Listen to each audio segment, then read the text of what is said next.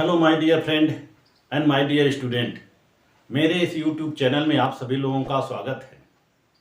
मैं आप लोगों को इसमें राजनीति विज्ञान में शक्ति की अवधारणा विषय पर पढ़ा रहा हूँ और इस विषय पर मैंने अभी तक 2 वीडियो अपलोड कर दिए हैं।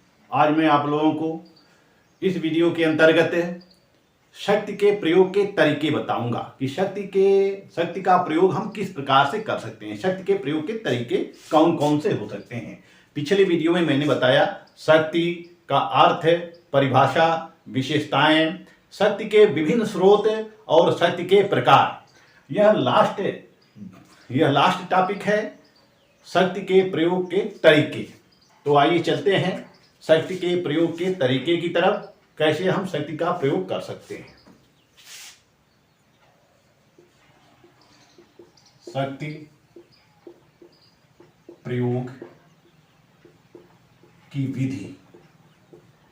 शक्ति प्रयोग की विधि। शक्ति प्रयोग हम कैसे करते हैं। शक्ति का प्रयोग, हमने शक्ति को जान लिया कि पावर क्या है, भाटी की पावर क्या है। अब जैसा कि हमने शक्ति को जान लिया कि शक्ति क्या है, शक्ति के विभिन्न स्रोत से परिचित हो चुके हैं, शक्ति के प्रकार से परिचित हो चुके हैं। अब हम शक्ति का प्रयोग कैसे कैसे कर सकते हैं, इसके बारे में मैं आपको विश्लेषण करूंगा। शक्ति जैसा कि अर्थशास्त्र में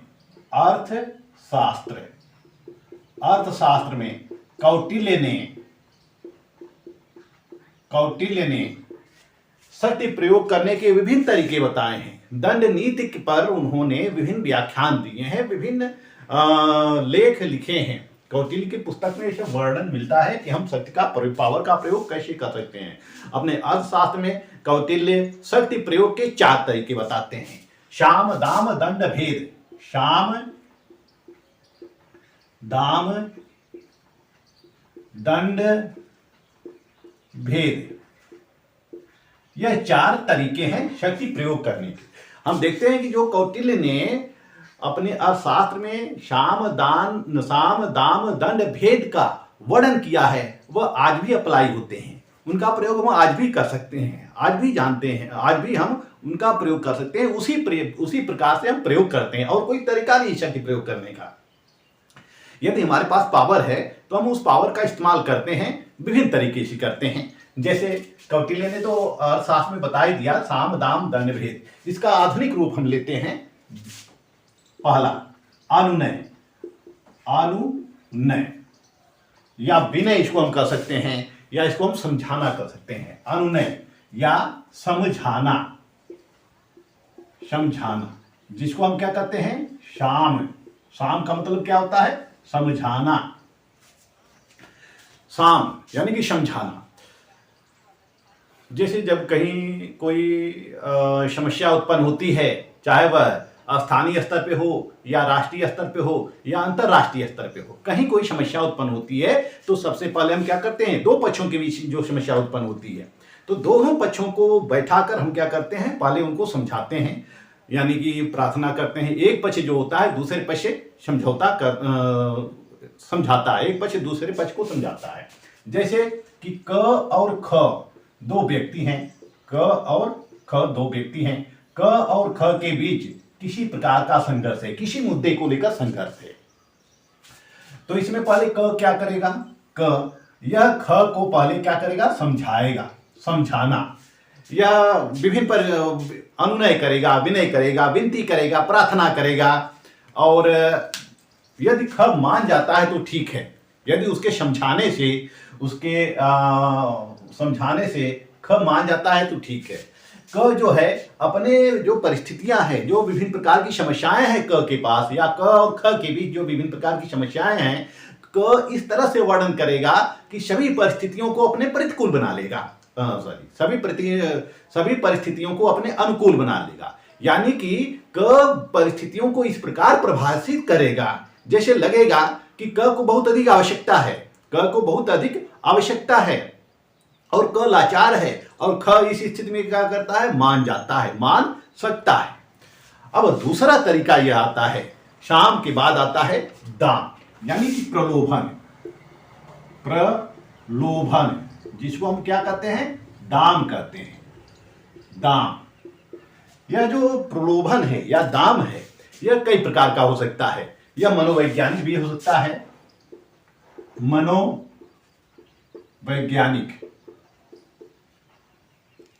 भौतिक हो सकता है, भौतिक, आर्थिक, आर्थिक हो सकता है, और यह राजनीतिक हो सकता है, राजनीतिक प्रलोभन। ये 4 प्रकार के प्रलोभन हो सकते हैं।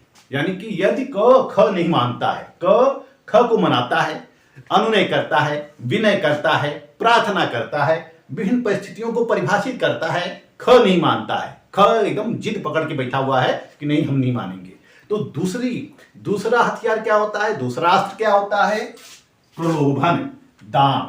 यह दाम कई प्रकार का हो सकता है। यह मनोवैज्ञानिक रूप से इस पर दबाव डाल सकता है कि तुम अगर नहीं मानोगे तो इस प्रकार से हो सकता है, या इस तरह का कंडीशन उत्पन्न हो सकता है, विभिन्न परिस्थितियों के इसके खिलाफ कर सकता है। यानी कि मनोवैज्ञानिक रूप से, साइकोलॉजिकली तरीके से इसको वह मनवाने का प्रयास करता है कि यदि यह नहीं मानता है तो इसको कितनी हानि उठानी पड़ सकती है, यदि वह उन शर्तों को नहीं मानता है तो कितनी हानि उठानी पड़ सकती है। तो इस तरह से यह मनोवैज्ञानिक दबाव डालता है।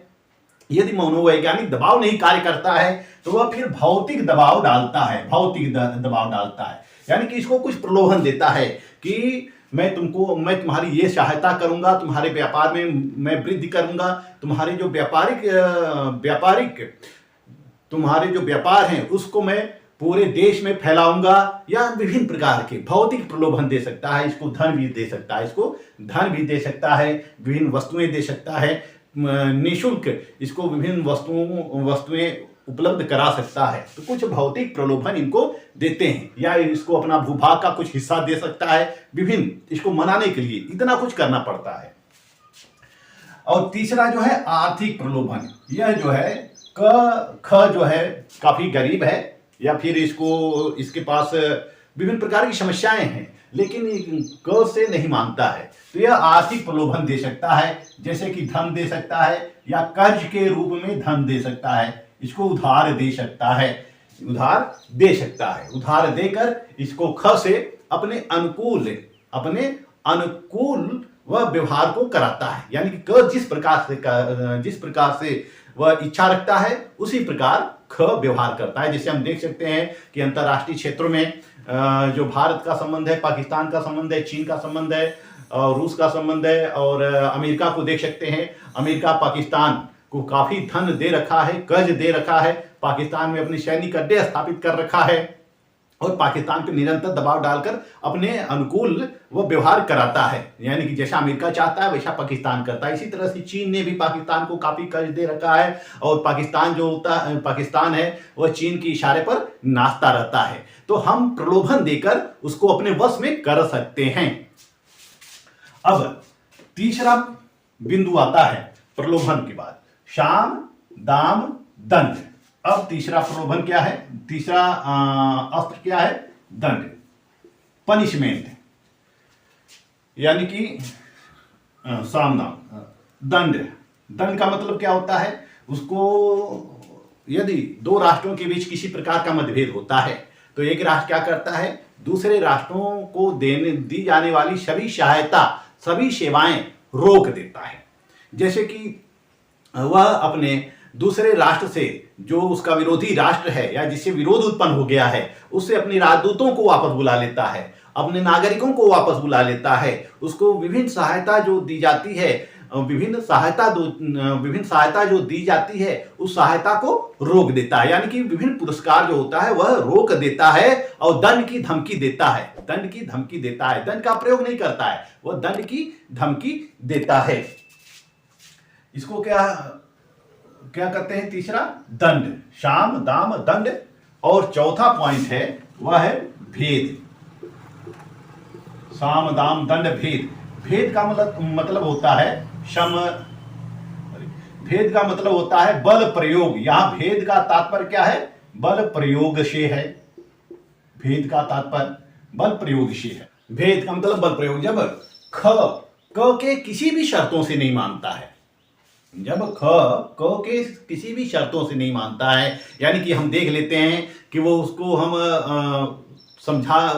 हमारा समझाना बेकार हो गया है, वह समझाने से नहीं समझता है, या फिर हम किसी भी प्रकार का प्रलोभन उसको जो दे रहे हैं वह प्रलोभन भी व्यर्थ जा रहा है, वह प्रलोभन से भी नहीं मान रहा है, और वह जो दंड हम देते हैं उस दंड से भी नहीं मानता है। जब हम उसको दंड देते हैं तो वह दंड से भी नहीं मानता है, यानी कि जो हम धमकी देते हैं उस धमकियों से भी वह डरता नहीं है।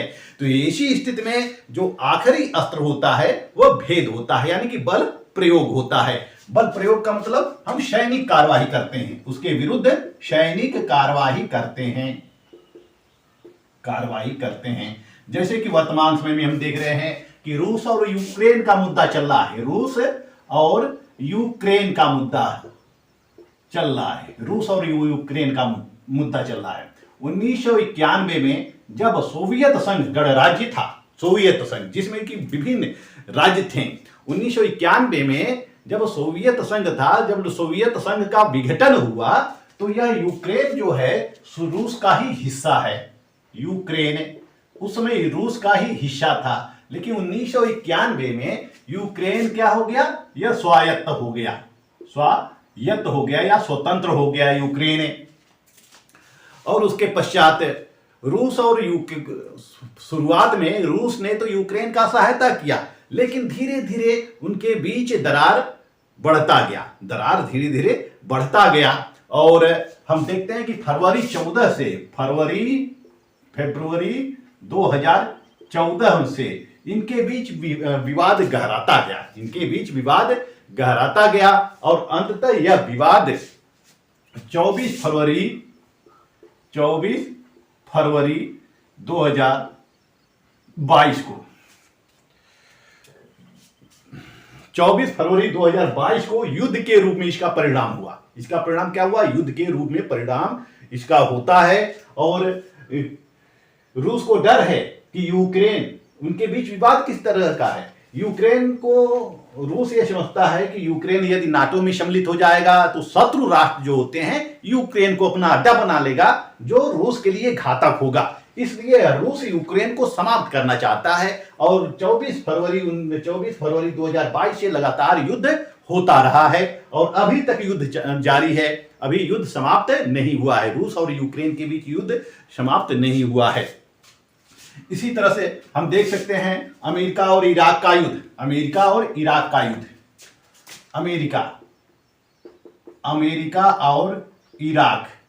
का युद्ध, जो अंतिम युद्ध हुआ था इनके बीच, खाड़ी युद्ध हुआ था, 1990 में हुआ था। जो अंतिम युद्ध हुआ था 2003 में, जब सद्दाम हुसैन का शासन था। सद्दाम हुसैन क्या था, वहां का निरंकुश शासन था। अमेरिका ने पहले तो समझाया, पहले उसको खूब समझाया, दंड की धमकी दिया, लेकिन फिर भी सद्दाम हुसैन नहीं माना। तो 2003 में एक ऑपरेशन चला, ऑपरेशन इराकी फ्रीडम,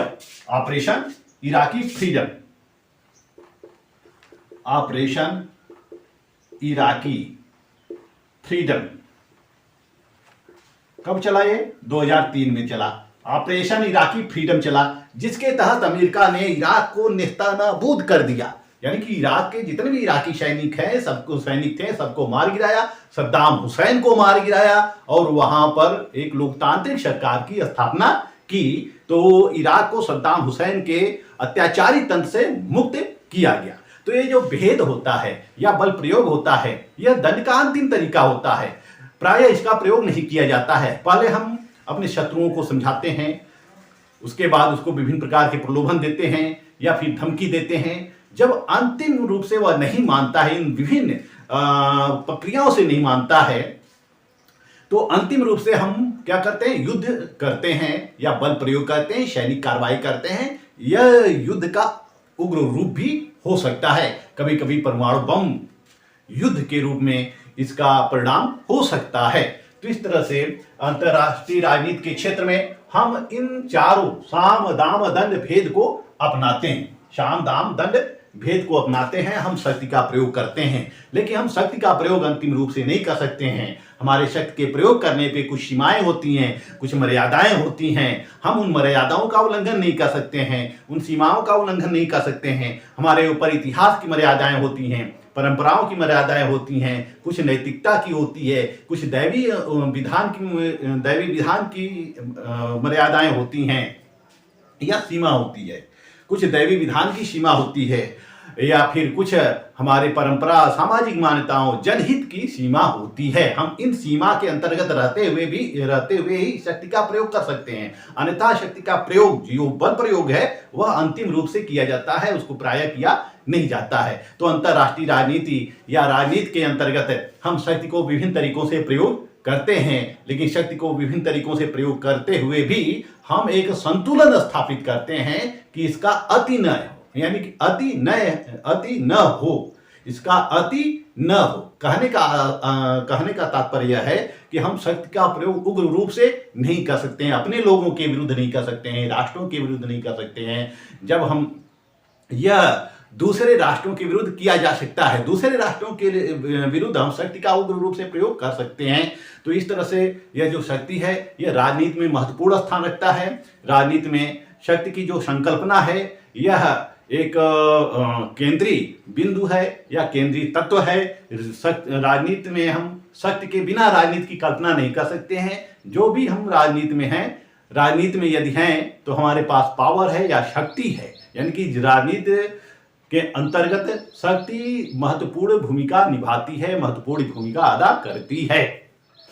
मेरे प्यारे छात्रों, यह शक्ति से संबंधित अंतिम अध्याय था, शक्ति से संबंधित अंतिम पार्ट, हम या यूं कहें कि अंतिम पार्ट था। मेरा शक्ति से संबंधित पार्ट 1 लोड हो चुका है, मेरा शक्ति से संबंधित पार्ट 1 लोड हो चुका है, पार्ट 2 हो चुका है।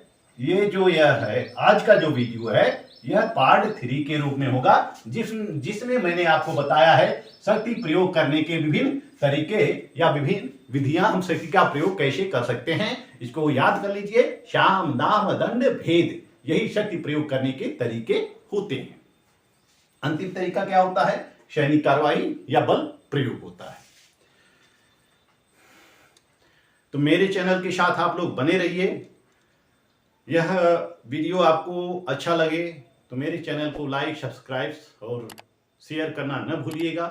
मिलते हैं अगले वीडियो में, तब तक के लिए धन्यवाद।